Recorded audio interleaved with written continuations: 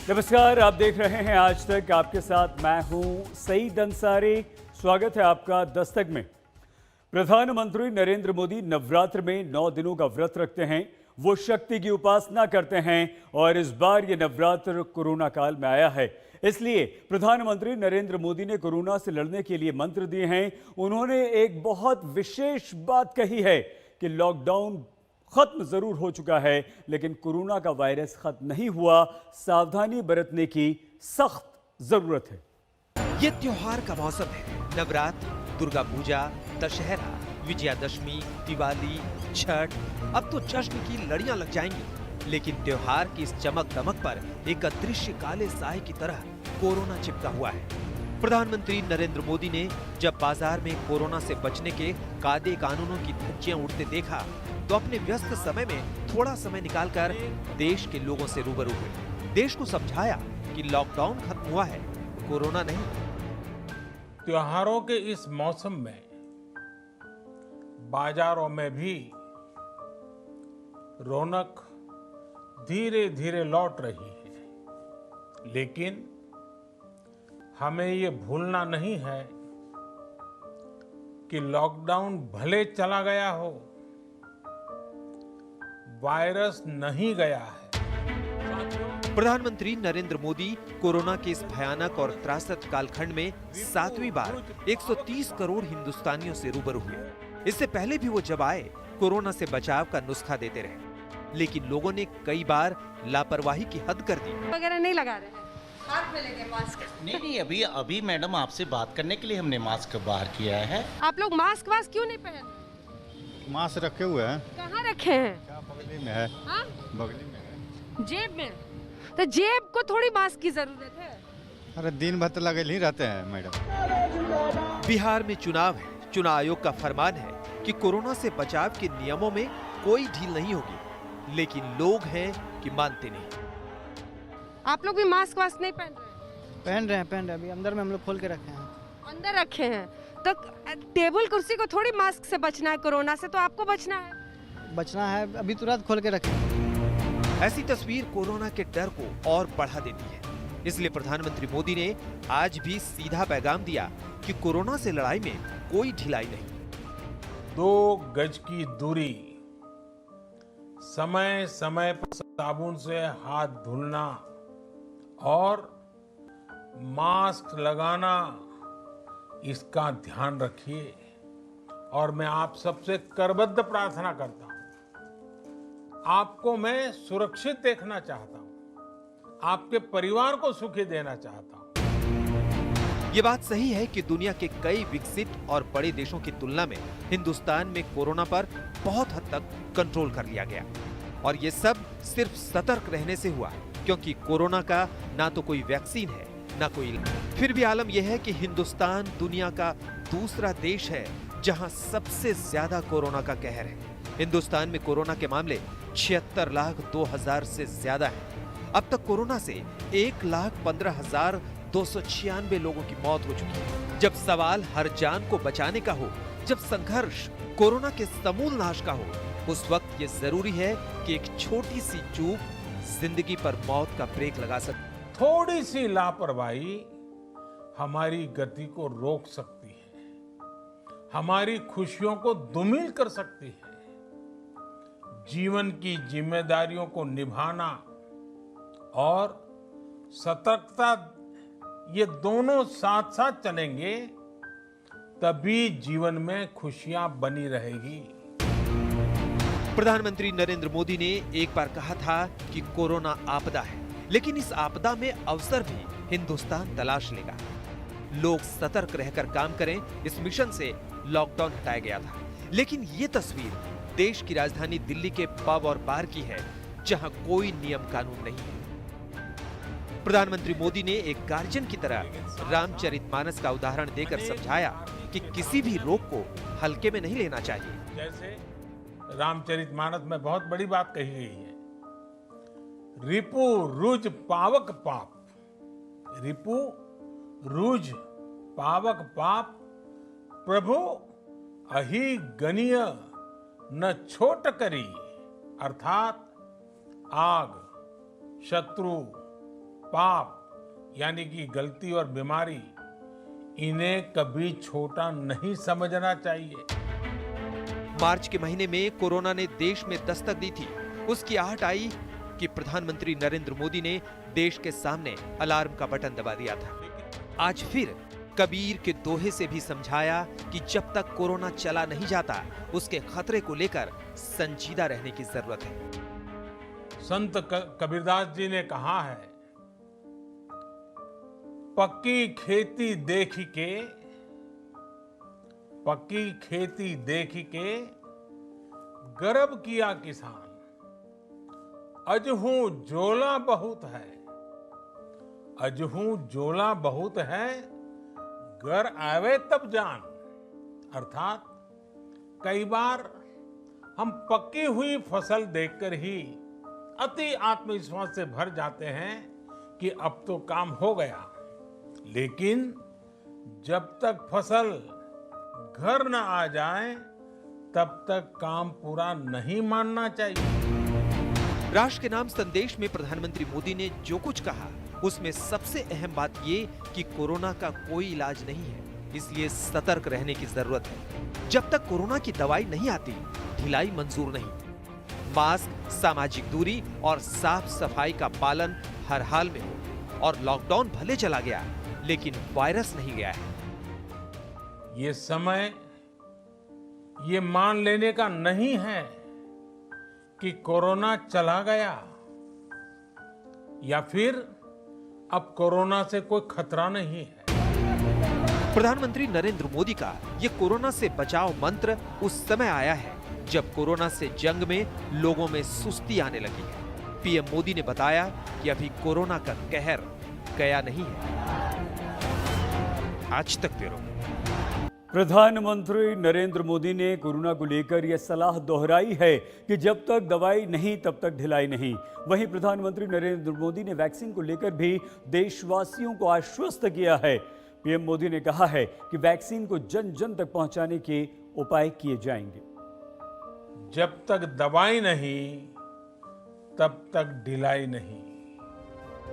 इस हिदायत के साथ ही पीएम मोदी ने साफ कर दिया कि कोरोना की महामारी को फिलहाल रोकने का एक ही तरीका है, और वो है इससे बचाव के उपायों को सख्ती से अपनाना। जब तक वैक्सीन नहीं बन जाती, तब तक लापरवाही की गुंजाइश नहीं है। जब तक इस महामारी की वैक्सीन नहीं आ जाती, हमें कोरोना से अपनी लड़ाई को रत्ती भर भी कमजोर नहीं पड़ने देना है। इस चेतावनी के साथ ही पीएम मोदी ने अपने बयान से उम्मीद भी जगाई। दुनिया ही नहीं, देश में भी वैक्सीन बनाने को लेकर युद्ध स्तर पर काम जारी है। देश में भी कई स्तर पर वैक्सीन बनाने का काम चल रहा है। बरसों बाद हम ऐसा होता देख रहे हैं कि मानवता को बचाने के लिए युद्ध स्तर पर पूरी दुनिया में काम हो रहा है। अनेक देश इसके लिए काम कर रहे हैं। हमारे देश के वैज्ञानिक भी वैक्सीन के लिए जी जान से जुटे हैं। भारत में अभी कोरोना की कई वैक्सीन पर काम चल रहा है। इनमें कुछ एडवांस स्टेज पर हैं, आशास्पद स्थिति दिखती है। ऐसी उम्मीद है कि अगले साल तक देश में कोरोना का टीका आ सकता है। देश के स्वास्थ्य मंत्री हर्षवर्धन ने कहा है कि सीरम इंस्टीट्यूट ऑफ इंडिया और भारत बायोटेक आने वाले महीनों में इंट्रानेजल यानी नाक के जरिए कोरोना वैक्सीन देने का आखिरी ट्रायल शुरू करेंगे। आखिरी दौर के ट्रायल में आमतौर पर हजारों लोग स्वेच्छा से शामिल होते हैं। इनकी संख्या कभी-कभी 30,000 से 40,000 भी होती है। डॉक्टर हर्षवर्धन के मुताबिक अब तक नाक के जरिए वैक्सीन देने का कोई ट्रायल नहीं चल रहा था। कोरोना काल में देश के नाम अपने 7वें संबोधन में पीएम मोदी ने बताया कि वैक्सीन बनते ही सरकार उसे हर भारतीय तक पहुंचाने की तैयारी कर रही है। साथियों, कोरोना की वैक्सीन जब भी आएगी, वो जल्द से जल्द प्रत्येक भारतीय तक कैसे पहुंचे, इसके लिए भी सरकार की तैयारी जारी है। एक एक नागरिक तक वैक्सीन पहुंचे, इसके लिए तेजी से काम हो रहा है। स्वदेशी वैक्सीन में वक्त लग सकता है, उससे पहले रूस की कोरोना वैक्सीन स्पुतनिक 5 आ सकती है। भारत में रूसी कोरोना वैक्सीन के क्लिनिकल ट्रायल को भी मंजूरी दे दी गई है। भारतीय दवा महानियंत्रक ने कोरोना वायरस के खिलाफ रूस की वैक्सीन स्पुतनिक 5 के दूसरे और तीसरे चरण के क्लिनिकल ट्रायल के लिए मंजूरी दे दी है। हैदराबाद की डॉक्टर रेड्डीज लेबोरेटरीज यानी DRL और रूस की कंपनी RDIF के बीच भारत में ट्रायल और वितरण को लेकर करार हुआ है। ऐसा ही करार मैनकाइंड फार्मा ने भी किया है। लेकिन वैक्सीन को लोगों तक पहुंचाने के काम पर सरकार का नियंत्रण होगा।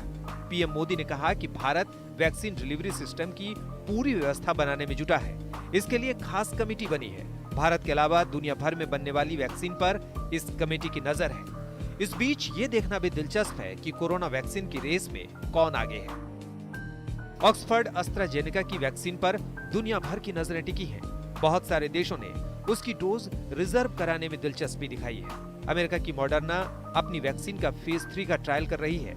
ये mRNA तकनीक पर आधारित है और सेफ पाई गई है। ऐसे में ये भी प्रमुख दावेदार है।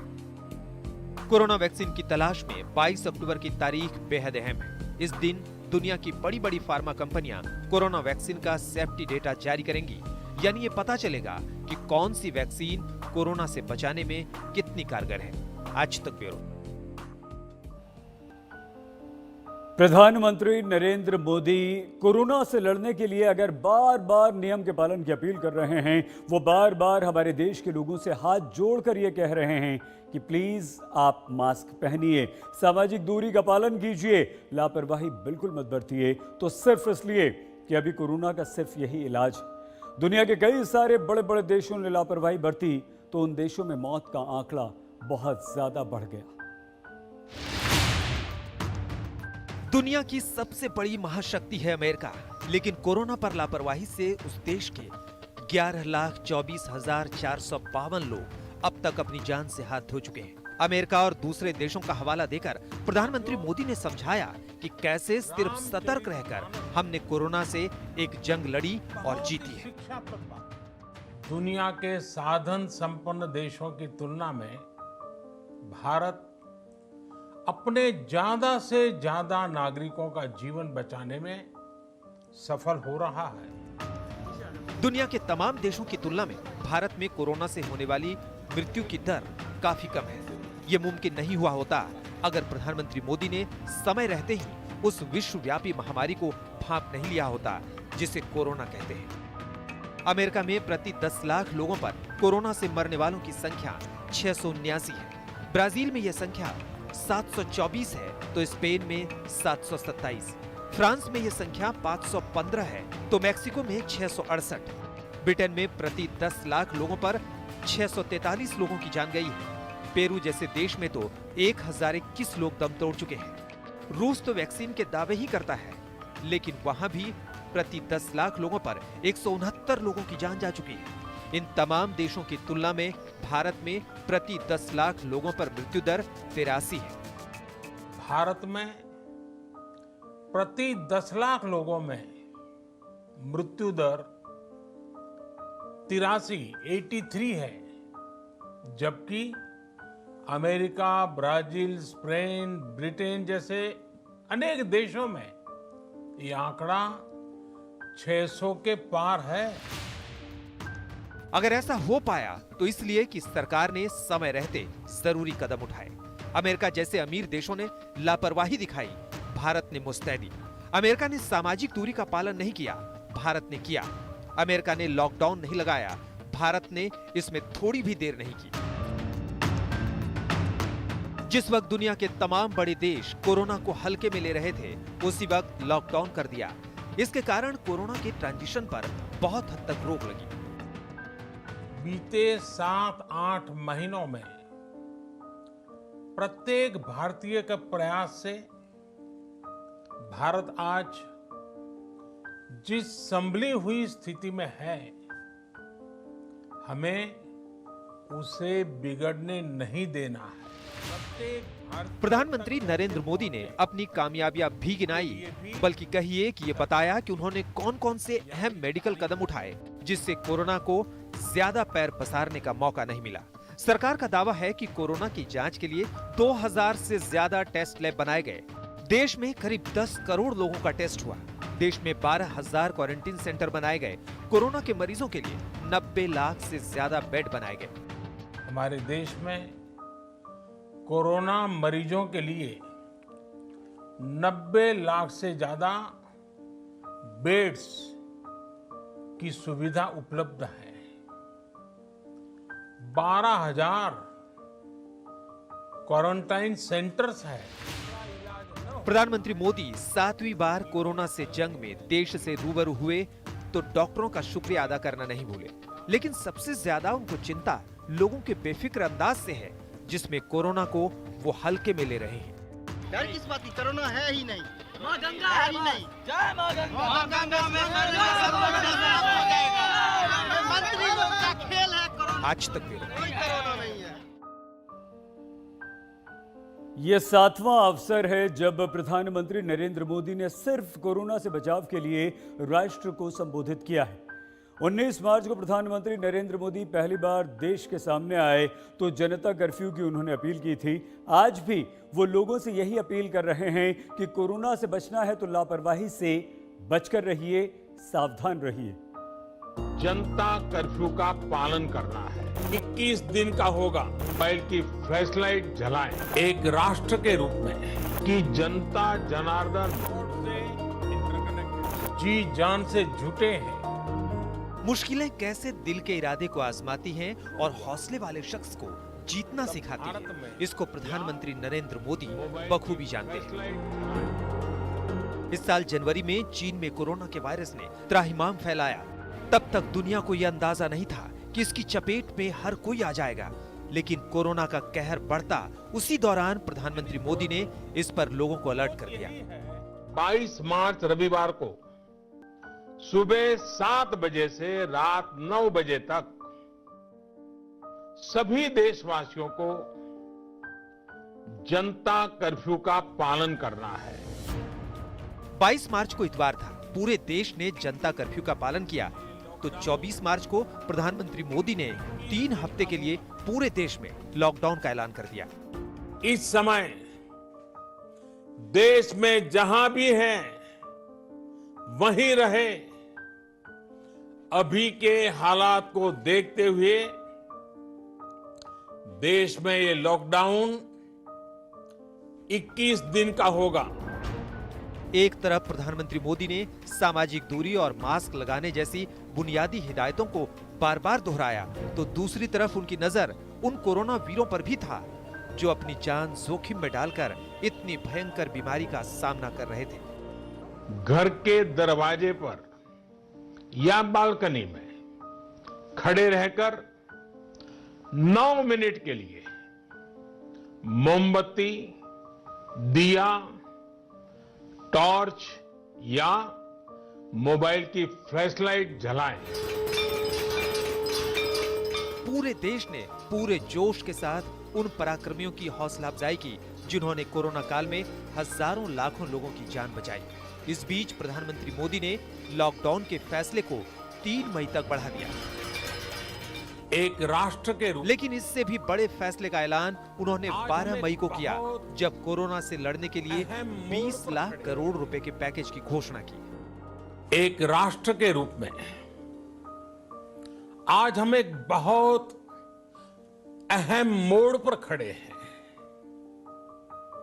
इतनी बड़ी आपदा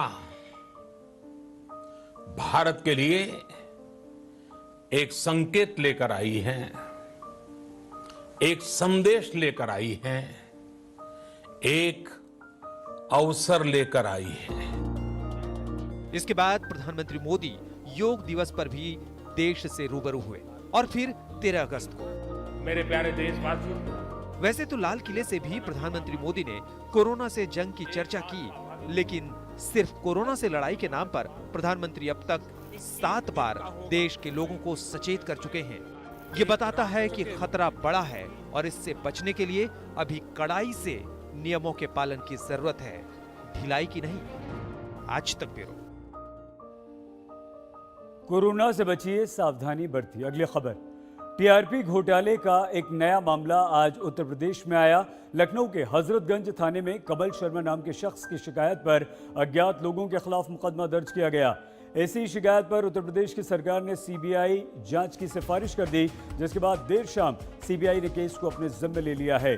देर शाम सीबीआई ने इस मामले में एफआईआर भी दर्ज कर ली। इससे अलग मुंबई पुलिस भी टीआरपी घोटाले की जांच पहले से ही कर रही है। दस्तक में आज के लिए बस इतना ही। अपना बहुत ख्याल रखिएगा। देखते रहिए आज तक।